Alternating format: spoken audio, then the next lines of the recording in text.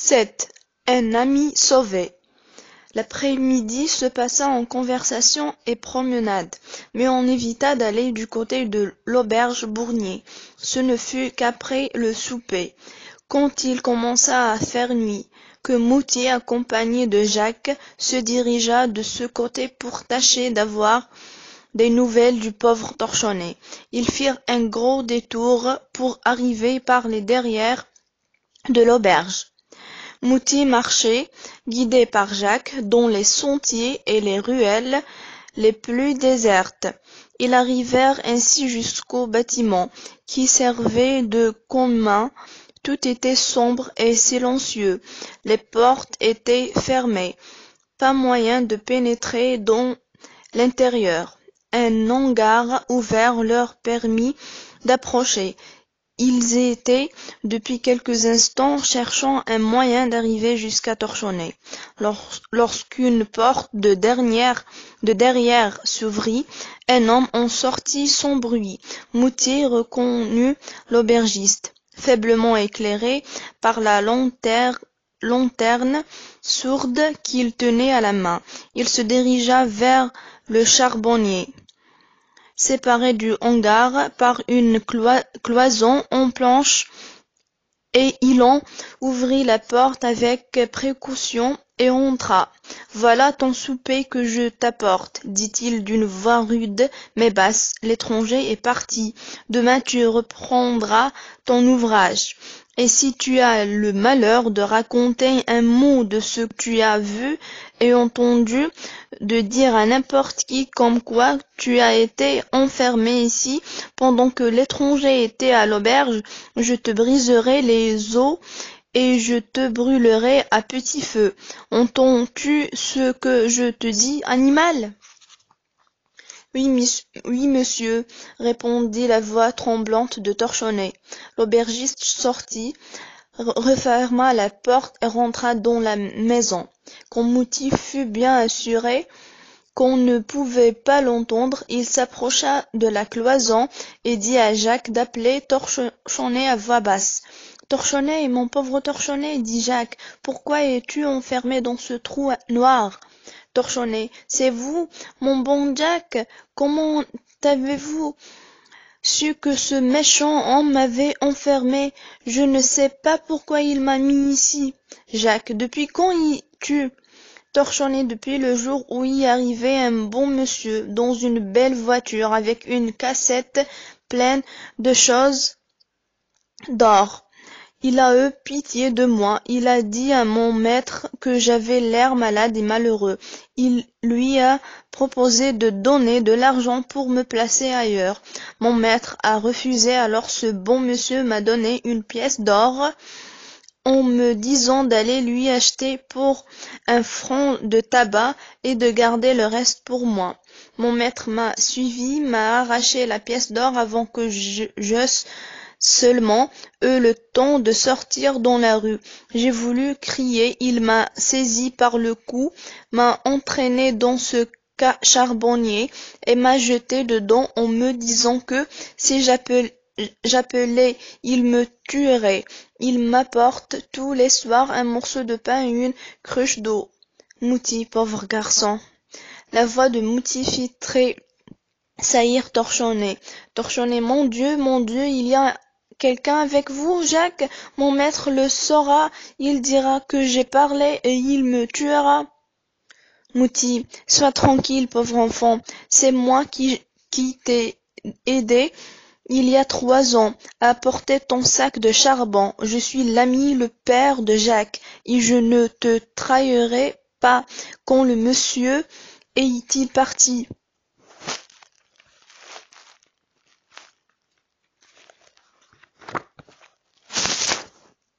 Torchonnet. Le maître dit qu'il est parti, mais je ne crois pas, car j'ai entendu ce soir la voix de monsieur qui parlait très haut, puis mon maître qui jurait, et puis beaucoup de bruit comme si on se battait, et puis le frère et la femme de mon maître qui parlaient très fort, puis rien ensuite, et il est venu m'apporter mon pain. Moutier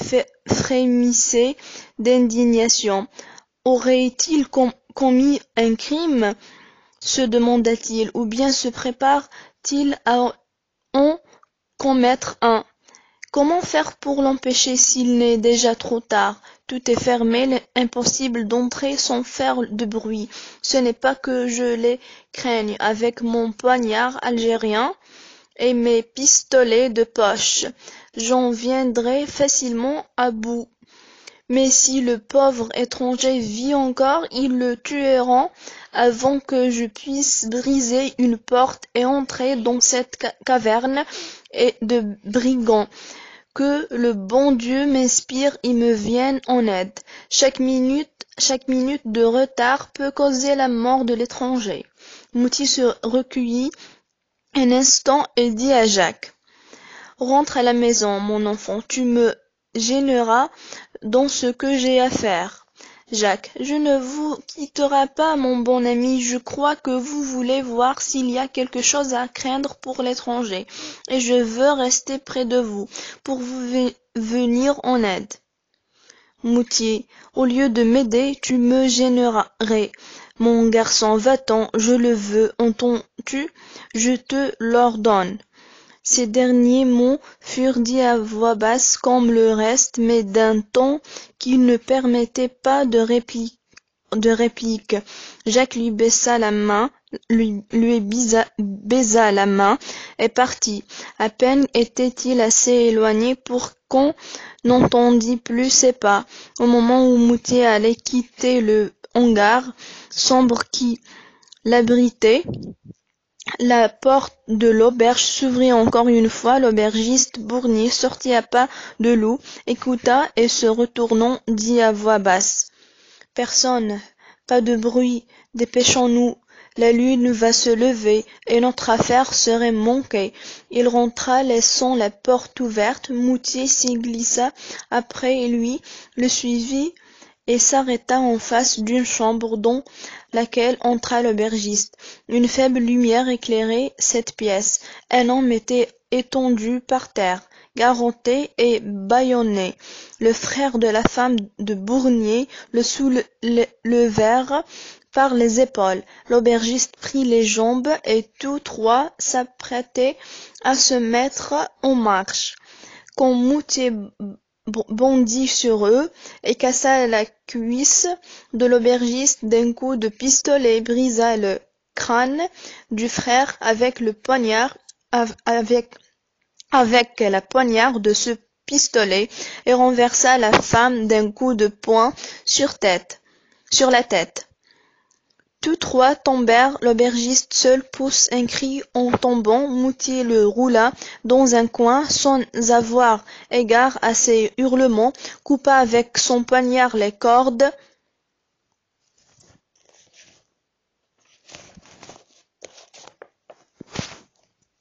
qui attachait le malheureux étranger, arracha le mouchoir qui l'étouffait, garrotta l'aubergiste, courut dans la salle d'entrée, ouvrit la porte qui donnait sur la rue et tira un coup de pistolet en l'air en criant: Au voleur, à l'assassin! Une douzaine de portes s'ouvrirent, des têtes épouvantées apparurent. Par ici, à l'auberge, cria Moutier, arrivez vite, il n'y a plus de danger. Cette assurance donna du courage aux plus hardis. Quelques hommes armés de couteaux et de bâtons se dirigèrent, non sans trembler vers l'auberge. Ils entrèrent avec hésitation dans la salle et se groupèrent près de la porte, n'osant avancer dans l'incertitude des dangers qu'ils pouvaient courir encore et dans l'ignorance des événements qui se passaient. Pendant qu'ils hésitaient et se consultaient, Elfie entra précipitamment. Elle avait entendu le coup de pistolet, l'appel de Moutier, et accourait en appelant les gens du village pour le secourir, ainsi que Jacques qu'elle croyait encore avec Moutier. Elfie: Que se passe-t-il ici? Pourquoi restez-vous dans la salle? Où est monsieur Moutier? Pourquoi n'entrez-vous pas dans les appartements? Un brave. C'est que, voyez-vous, mademoiselle Elfie, on ne sait pas ce qui peut Ce qui peut arriver, ce n'est pas prudent de se trop avancer sans savoir à qui on a affaire. Ce Bournier est un mauvais gueux. On n'aime pas à se faire des querelles avec des gens comme ça. Elfie, et vous laissez peut-être égorger quelqu'un de peur d'attraper un coup ou de vous faire un ennemi. Moi, femme, j'aurai plus de courage que vous. Elfie, arrachant un couteau des mains d'un des trembleurs indécis, se précipita dans les chambres qui se trouvaient près de la salle en appelant « Monsieur Moutier, où êtes-vous? Où est Jacques? Que vous est-il arrivé? On vient à votre aide. » Elle ne tarda pas à entrer dans la pièce où était étendu l'aubergiste garrotté, le frère ne donnant aucun signe de vie, la femme évanouie. Moutier jetait de l'eau sur le visage saignant de l'étranger qui était resté par terre. Il ignorait s'il n'y avait aucune blessure grave et si le sang dont il avait le visage inondé provenait d'une blessure ou d'un fort saignement de nez. À la voix d'Elfie, il se releva et allant à elle. Ma bonne, ma chère Elfie, je suis désolé de vous voir ici. N'y restez pas, je vous en prie, envoyez-moi du monde. Pourquoi êtes-vous venue? Elfie, j'avais entendu le coup de pistolet et votre voix. Je craignais qu'il ne vous fût arrivé malheur, et je suis accourue. Ils sont là dans la salle, une douzaine d'hommes, mais ils n'osent pas entrer, alors je suis venue. Sans avoir égard au danger, je n'oublierai pas cela, Elfie, dit Moutier, lui serrant affectueusement les mains.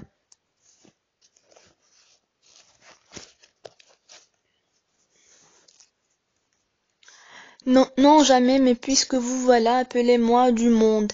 Il faut soigner ces gueux-là, aller chercher les gendarmes et tirer d'ici ce pauvre monsieur qui l'ont voulu tuer pour le voler, sans doute. J'avais envoyé Jacques près de vous avant d'entrer.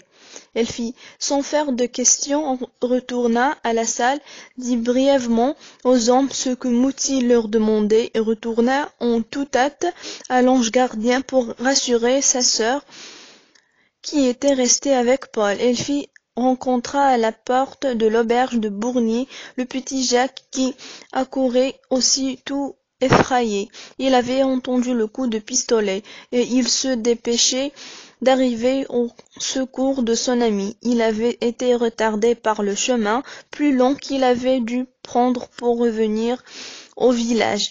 Elfie lui expliqua en peu de mots ce qui venait d'arriver, et le ramena avec elle, pensant qu'il gênerait Moutier plus qu'il ne lui servirait. Les hommes qu'Elfie avait trouvés tremblants dans la salle de l'auberge déployèrent un courage héroïque aussitôt qu'ils eurent appris par Elfie où en étaient les choses et le genre de secours que leur demandait Moutier. Ils se lancèrent bruyamment dans la chambre où gisaient les blessés et s'empressèrent d'offrir au vainqueur l'aide de leurs bras pour terrasser ses ennemis. Moutier, quant à cela, monsieur, je ne vous ai pas laissé d'ouvrage. Les voilà tous par terre, mais il faut que vous m'aidiez à les loger, aux frais de l'État, dans la prison de la ville la plus proche. Je ne suis ici qu'en passant, je n'y connais personne, et puis vous voudrez bien quelques-uns de vous m'aider à transporter le pauvre étranger qui l'ont voulu égorger, et qui n'a pas encore repris connaissance. Pour celui-là, c'est un médecin qu'il faut et de bons soins. Les vaillants habitants se mirent à la disposition de Moutier, dont l'habit militaire, la croix et les galons de sergent les disposaient au respect. Il dépêcha 2 à la ville pour requérir les gendarmes. Il donna à 4 autres la garde des malfaiteurs, avec injonction de garrotter la femme et son frère. Il en envoya un demander à madame Blido si elle pouvait recevoir l'étranger, et il garda les autres pour l'aider à faire revenir le blessé et pour aller délivrer Torchonnet, dont il indiqua la prison. Madame Blido ne fit pas attendre la réponse. Tout ce que vous voudrez et quand vous voudrez, vous fait dire madame Blido. Monsieur le sergent, tout sera prêt pour recevoir votre monsieur. Moutier posa un matelas par terre et tendit dessus l'étranger, aidé de 3 hommes vigoureux. Il l'emporta ainsi et le disposa chez madame Blido, dans la chambre et sur le lit qu'elle leur indiqua. Elle aida Moutier à lui enlever ses vêtements, à laver le sang figé sur son visage et qui le rendait méconnaissable quand il fut bien nettoyé. Moutier le regarda et poussa une exclamation de surprise. Quelle chance, ma bonne madame Blido! Savez-vous que je viens de sauver du couteau de ces coquins?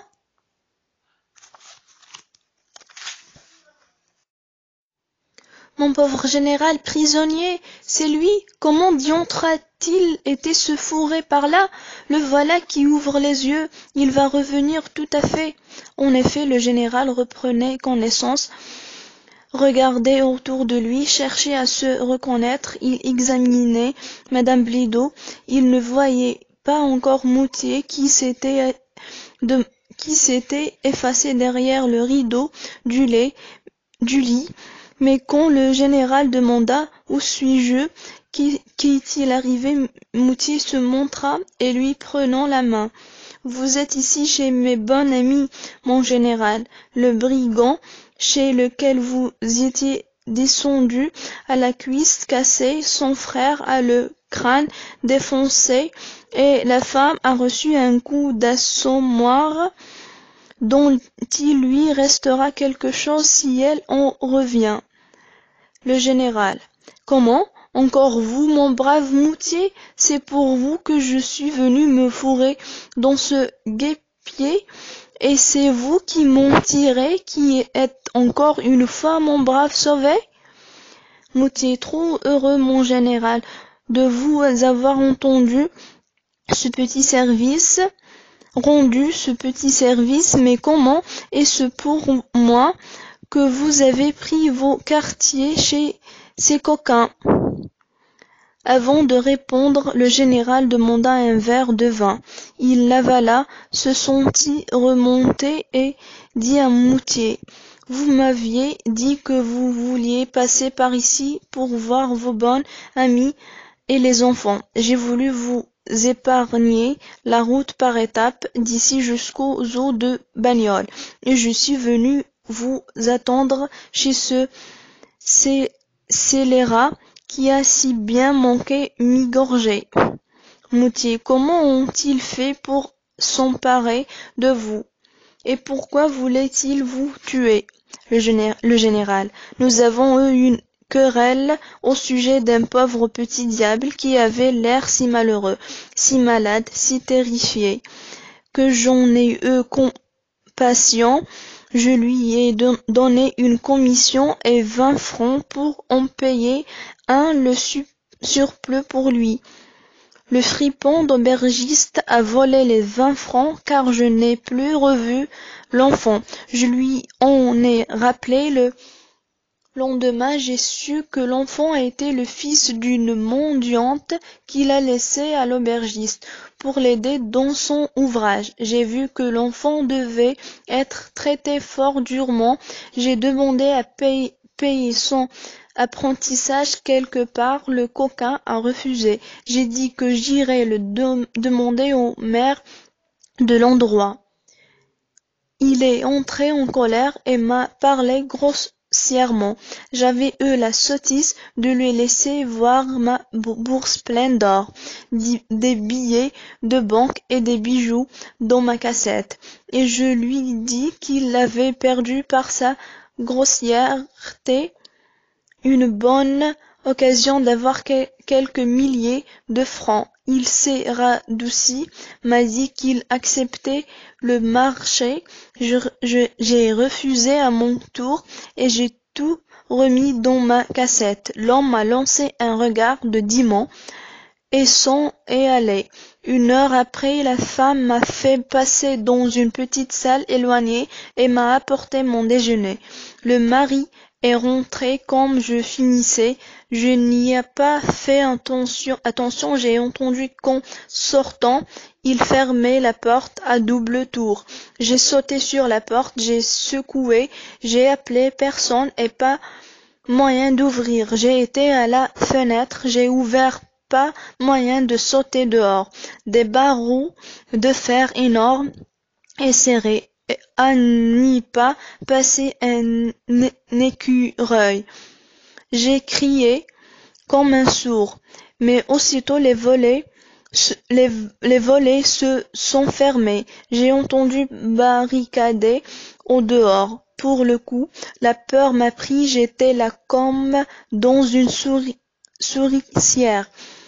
Pas d'armes, je n'en avais pas sur moi et il avait enlevé le couvert et les couteaux. Je criais, c'est comme si j'étais resté muet, personne ne m'entendait. Que faire? Attendre. C'est ce que j'ai fait, il faudra bien qu'il m'apportait à manger, pensais-je. En me mettant près de la porte, je m'élancerai dehors dès qu'elle sera entr'ouverte. J'attendis longtemps, et quand on vint, ce ne fut pas la porte qui s'entr'ouvrit, mais le volet. On me passa des tranches de pain. Il y a de l'eau dans la carafe, dit la voix de l'aubergiste, et le volet se referma. Je restai ainsi 2 jours, fatigué à mourir.